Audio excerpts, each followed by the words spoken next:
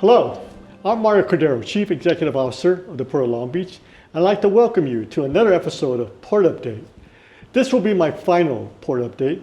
As many of you may know, I'm retiring at the end of this month from my position after almost 9 productive and proud years leading the finest seaport in America, and for that matter, in the international community, and that is the Port of Long Beach. I'm very pleased to have with me as my last guest, Dick Steinke, a very important figure, not only to the Port of Long Beach, but for me personally, since I joined the Port of Long Beach as a harbor commissioner during his tenure. Specifically, I joined in July of 2003. Dick was the executive director of the port for 14 years until his 2011 departure from public service. Overall, he worked in management roles here for more than 20 years during a period of rapid growth into a megaport with worldwide reputation for sustainable operations. After leaving the port, he eventually moved into leadership at engineering powerhouses like Moffitt & Nichol, where he contributed his talents for many years until his retirement. I'm very honored to welcome back Dick Steinke. Dick, again, glad to have you. In a year of so much uncertainty and geopolitical discussions, and I guess we could go back to the supply chain crisis during the COVID-19, a lot of conversation about the supply chain, goods movement, and the importance of this gateway, the largest container gateway and most significant gateway in the United States. So let me ask you, let's go back to the time you were ED and when this containerized trade was at the very embryonic stages. Tell us a little about that and your experience and how rapidly this expanded in the early 2000s. Well, thank you for having me, Mario. It's a pleasure to be here, and congratulations to you on a very well-deserved retirement. I know how it feels, and I think by all accounts, you've done a wonderful job at the helm over the last several years, so congratulations to you. When I first started as executive director in 1997, Trans-Pacific trade was really booming, and we were a very successful port, but I don't think we were ready for this explosion in Trans-Pacific trade. China had opened its doors, they had liberalized trade relationships, they had ascended to the World Trade Organization, and so there was lots of international companies that were opening their doors and building factories in China, and it really became the factory to the world. And that Trans-Pacific trade was coming across the Pacific and into the Port of Long Beach. And so we needed to be able to react to this Trans-Pacific trade because cargo wanted to come to Southern California. So following that last part of your answer, how did the port specifically respond to that? Well, I think the first thing we knew is we needed to grow. We needed to accommodate this trade. We had this gateway where cargo wanted to come to be consumed in this local population center and then be expressed across the country. So we had to redevelop and then develop new terminals, and we had some opportunities. We had the old Union Pacific Resources oil property that was in the North Harbor area. We bought that land, we redeveloped it, we remediated it, and then we developed the terminal. We also developed the closed Navy station and shipyard. So those were 2 development opportunities that we took opportunities with, and then developed these terminals for some of the marine terminals and the ocean carriers, which helped a lot. So as the port begins to expand in this containerized endeavor, and ultimately leading to where we're at today as a major significant containerized port, but as we expand, what were the impacts of that expansion, and how did the port address or react to those impacts? I think that's a great question, because I think the easy part was, we grew. and I think we thought we were growing responsibly. But I think there was also a recognition that the impacts on the community were significant. Congestion, pollution, both air and water pollution. And I think we felt that we were reacting adequately to address those situations. The community had a different idea. They communicated very strongly to us what those impacts were. Remember some of the community meetings when people would get up and say, why should I pay for a cheap television coming into the Port of Long Beach that's going to Iowa with my health? And that was a tough argument. And so we knew we needed to do some positive things in order to gain the respect of the community. And so that became the seeds of growth for environmentally responsible growth. And a lot of that has to do with the credit of the harbor commissioners when you were on the board. So let's go back to 2003, and maybe the year before. The year before there was a lockout, if my memory serves me right? Right. And do you recall those days? I do. I do. There was not a lot of activity in the harbor. Yeah. And then, of course, this is in relation to the labor negotiations. But then, of course, followed the environmental advocacy. And what, in your mind, was what you recollect as the greatest challenge of that advocacy that was confronting the port, and how you, as an executive director, navigated through that? I think we needed to gain the respect of the community. I think the community didn't know much about the port. If you weren't working down in the harbor, you might have thought of the port as the Queen Mary, but they really didn't have a really good idea of goods movement, the logistics, and how goods got from one place to another. So we needed to engage the community. And I think that was probably the strong push, was to engage the community and then tell them what we were going to do to mitigate the impacts of that growth, both from a transportation standpoint and an air quality and water quality standpoint. And that's when we began to develop the Green Port policy. Right. And at that point, just for some context, do you recall the number of containers that we were moving at that point?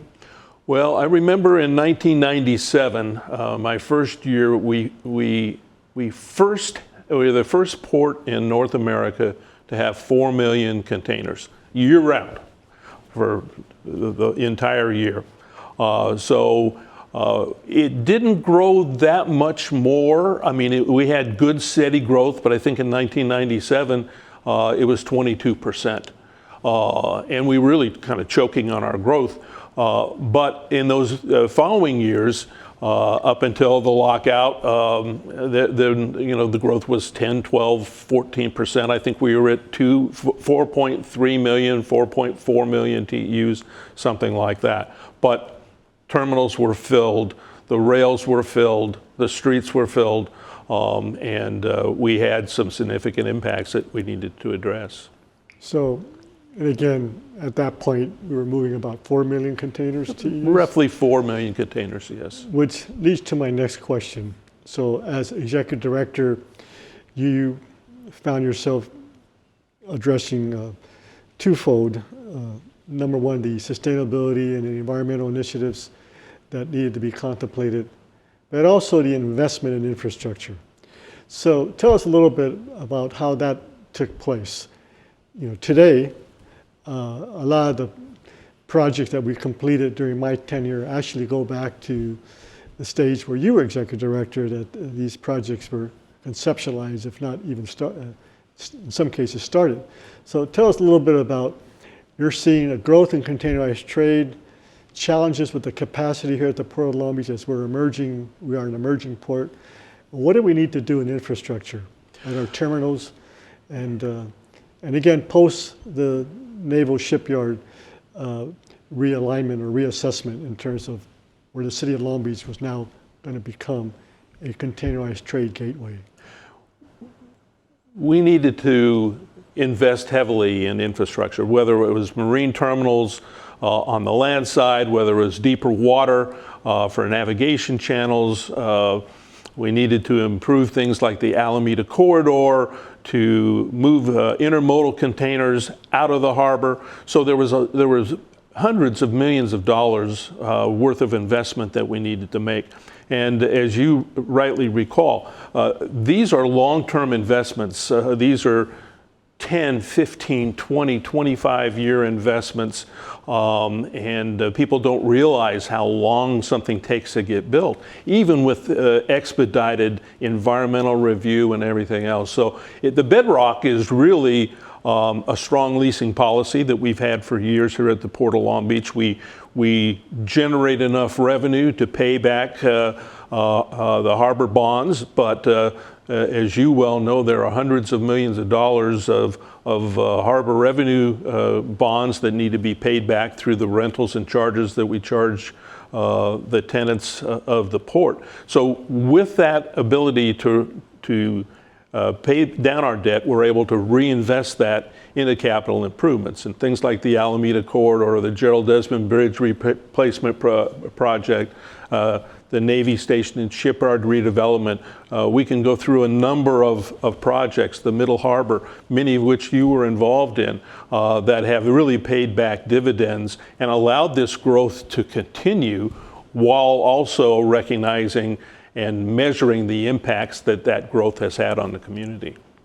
So during this time of this plan of action to invest in our infrastructure, a time where certainly I recall in 2003 that I think the port, from a community perspective, there was more criticism than accolades, that's for sure.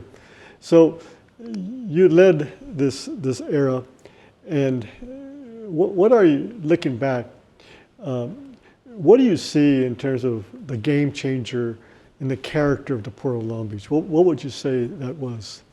I think the game changer was engaging not only the community, but gaining the confidence of some of the environmental groups. And I think doing what we said we were going to do, and then measuring that growth and reporting back to the community was really the turning point for us.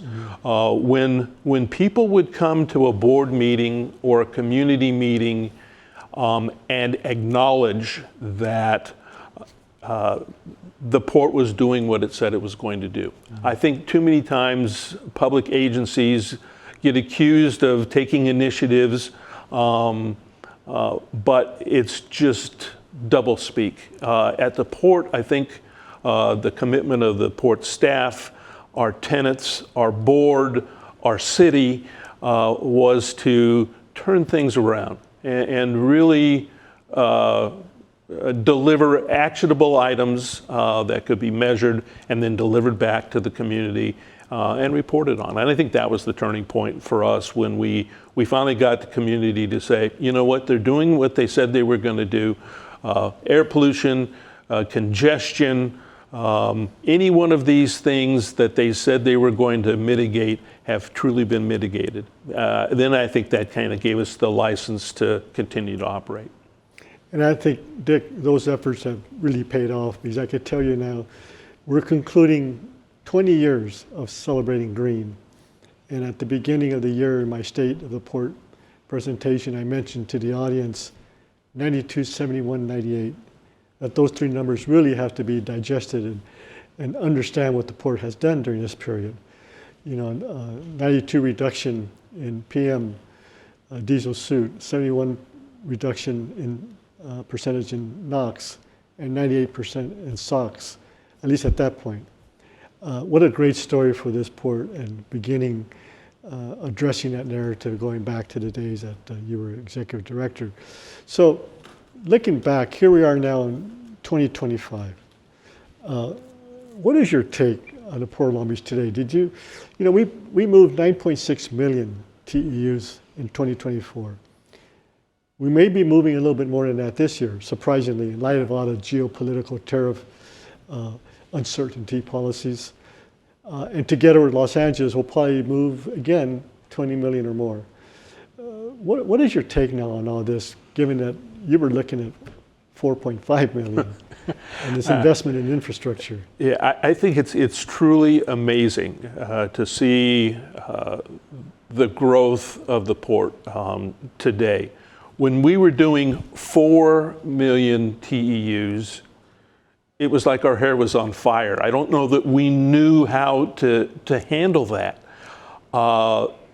Today, with advances in terminal efficiencies, the port is, to me, a very well-oiled machine. Yes, I'm sure you have significant challenges in all these areas, but I think the Port of Long Beach has grown up in a very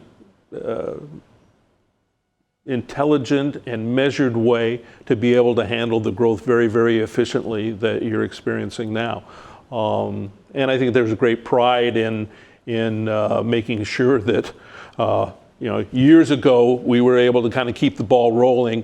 You've now taken it for the last many, many years and kind of turned it into this well-oiled machine, and it's operating very efficiently to the point where it's handling 9 million TEUs every year. That's no small feat. Lots of other ports would be thrilled to death to be able to operate the way that this port operates, and so credit to you and your team for keeping the ball rolling. Well, for sure, I could tell you, I've had great people surrounding me here at the port, so a lot of those accolades really is as a result of that staff expertise we have here at the Port of Long Beach. So, but let me ask you, again, reflecting, you were at the helm for about 14 years. Thereafter, there was a gap between 2011 and 2017 when I arrived here in early 2017. In that gap, I think there were about 3 or 4 EDs that came and went. So now, going on my 9th year, I think I beat the 2-year threshold, at least after your departure. But in those 14 years, what do you recall as your greatest challenges? I think the greatest challenge was probably that period of time when I think the community demanded that the port stop growth. Our marine terminal operators recognized that was not an alternative. The alternative would be to go someplace else, probably not the Port of LA, because they were experiencing very similar challenges at the Port of Long Beach. So the biggest challenge was, how are we going to overcome this? And really the creation of the Green Port policy on all the subsets of that, the trucking plans, all of the myriad of things that were tough decisions, where we really put our head down and said, we've got to get this done. I think that's probably the biggest challenge, but then it was probably the biggest accomplishment. I remember, and you remember very well too, hours and hours and hours of community meetings, and lots of accusations and lots of tough decisions. But we got through it, and I think the perseverance of staff and the board and the city to get us now in a position where, yes, you have challenges when you want to develop a terminal, but you know what the recipe for success is, and you're able to execute that. That's a neat thing. So you kind of touched on the next question already, but let me ask. What are the achievements that you're most proud of? Some you've mentioned, but what are the other achievements you're most proud of? I think just setting, and again, I agree with you, Mario. I had a tremendous staff, and you know that as well as I do, that you don't do this job on your own. You allow the expertise that you have that surrounds you to develop plans to move yourself forward. And so I think that is probably one of the things that I take great pride in. And sometimes those employees moved on to bigger and better things. And selfishly, you want to keep them. But you realize that for lots of employees who moved on, they're now in very highly responsible positions in either the maritime field or the environmental field or the planning field or some other area. My hat's off to all those people who moved onward and upward, and I think that's a source of pride for me, and one thing that touches me is that the group we had succeeded in it. Now many have gone on to do bigger and better things. So on that note, this wasn't a question I had listed, but given what you just said, so there's a point in time now that we're in the midst of this moving forward with the Green Port policy, and as a port complex addressing the potential transformation of these dilapidated trucks. And as you recall, a lot of criticism from the community.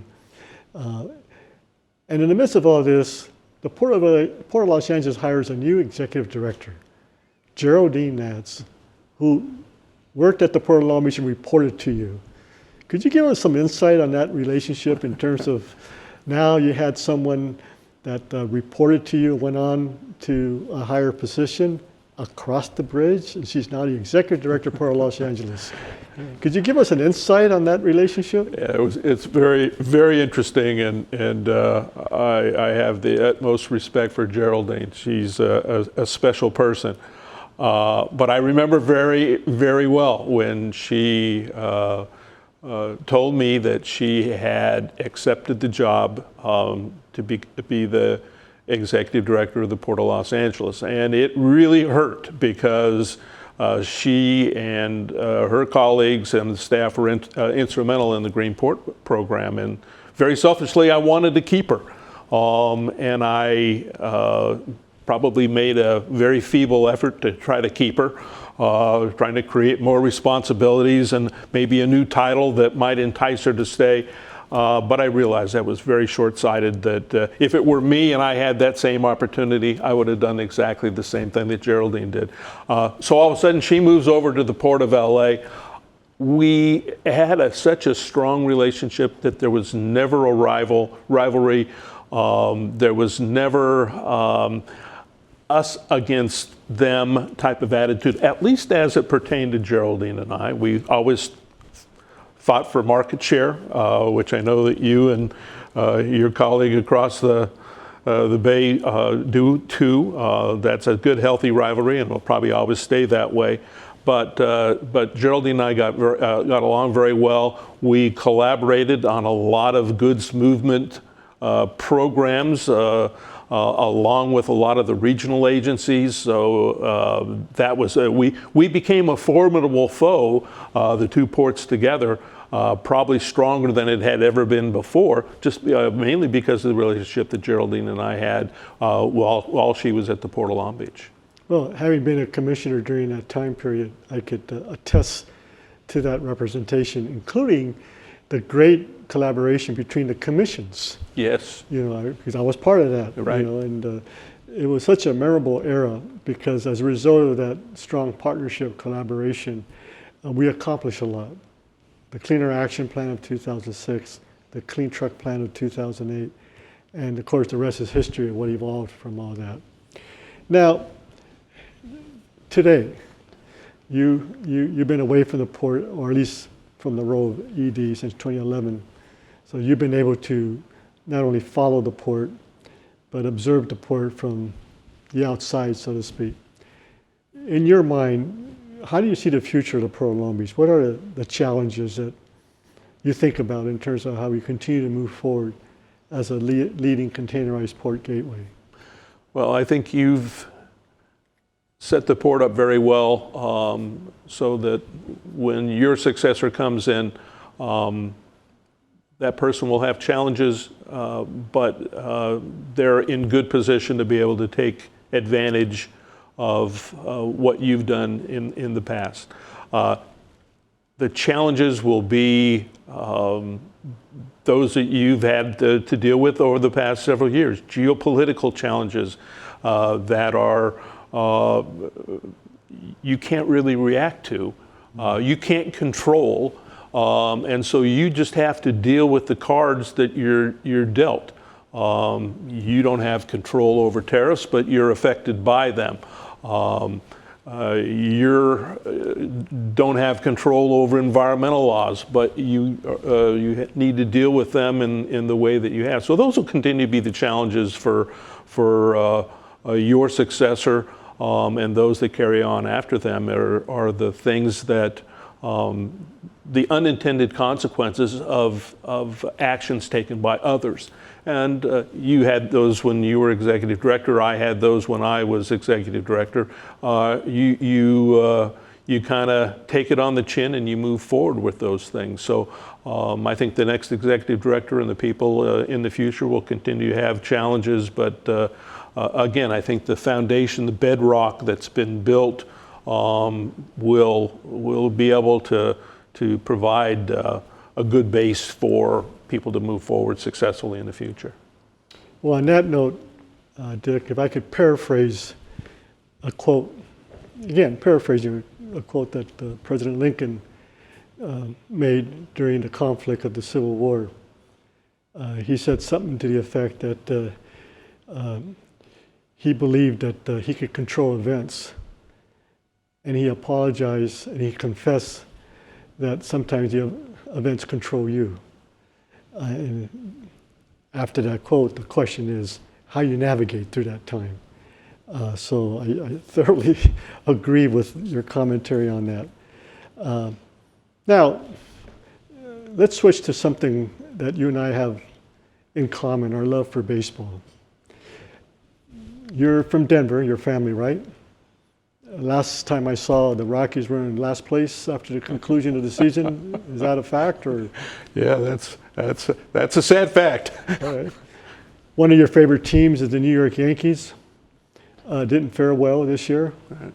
So what's your forecast next year for your two teams? Wow. So well, I think there's anywhere to go but up for the Rockies. I moved from Colorado to California before the Rockies before they started playing in Colorado. So I really didn't have the strong affinity for the Rockies, but I grew up a Yankee fan. My dad was a Yankee fan. My dad grew up in a little town in Kansas, but his mom said, if you want to follow a baseball team, you ought to follow the Yankees. And so my dad did. So we all grew up as Yankee fans, and I'm still a Yankee fan today. I hope that they will compete like the Dodgers have so successfully the last couple of years. Congratulations to your Dodgers. They truly are a great team. And it'd be nice to see the Yankees and the Dodgers in the World Series next year, and maybe they could prevent a three-peat by your Dodgers.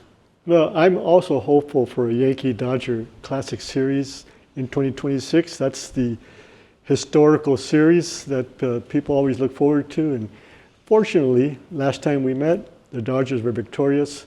And next year, I think hopefully we three-peat.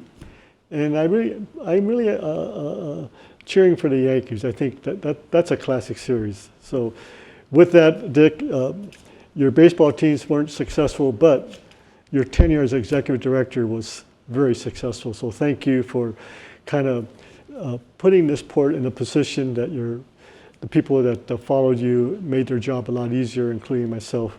So with that, I want to make sure we recognize that containerization started under Dick Steinke, and the challenges that commenced then. You really brought us to a point where we became not only a respected port, but a leading port in containerized cargo and sustainable development. And last, I think it's also fair to say, Port of Long Beach is known for our customer service, and we should be honest and candid, and quite frankly, brag about that, because it goes to our staff. We have integrity, we're transparent, and all this goes back to the leadership that you commenced in those 14 years as Executive Director of Port of Long Beach. So with that, Dick, thank you for joining us today, Dick. And thank you all for your service to the Port of Long Beach and your impact here, building the foundations of a sustainable, efficient supply chain. And Dick's leadership is still felt today. And thank you for all of you watching, and look forward to the next port update that will have my successor continue the great job that the Port of Long Beach leadership has done over the many, many years. So happy holidays to everybody, and let's look forward to a new and successful year. Thank you again.